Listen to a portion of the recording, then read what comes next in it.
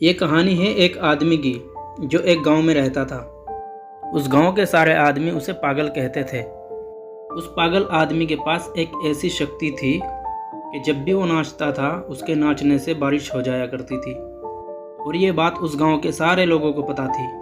जब भी गांव वालों को बारिश की ज़रूरत होती तो वो उस पागल के पास जाया करते थे और उसे नाचने के लिए बोला करते थे और उसके नाचने से बारिश हो जाया करती थी।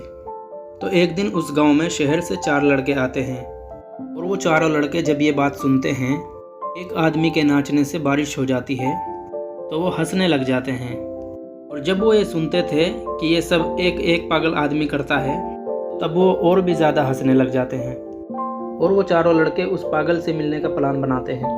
मजाक करते हुए उस पागल से कहते हैं कि इसमें क्या बड़ी बात है, ये तो हम भी कर सकते हैं, नाच कर बारिश तो हम भी करवा सकते हैं। तभी उस गांव के सारे लोग इकट्ठा होते हैं। चारों लड़के भी नाचना शुरू कर देते हैं। आधे घंटे के बाद उनमें से एक लड़का थक जाता है और साइड में बैठ जाता है।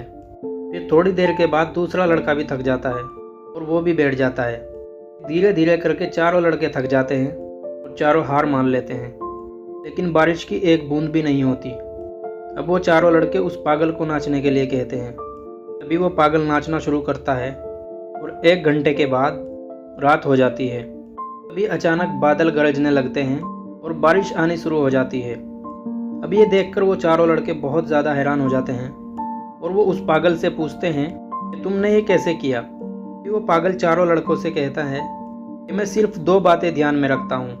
पहली ये, इस बात पर इतना ज़्यादा यकीन करता हूँ कि मेरे नाचने से बारिश होगी ही होगी, और दूसरी ये कि मैं तब तक नाचता हूँ जब तक बारिश नहीं हो जाती।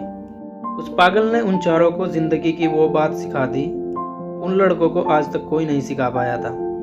इस कहानी से हमें ये सीख मिलती है कि ज़िंदगी में कामयाब होना है कि अपने काम पर तब तक लगे रहो जब तक आप उस काम में कामयाब नहीं हो जाते।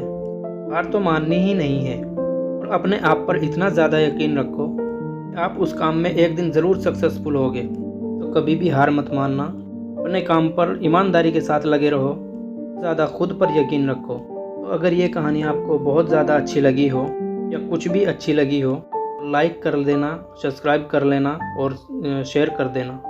मिलता हूँ मैं अगली बार इसी कहानी के साथ इसी माई ड्रीम चैनल पर। तब तक के लिए बाय।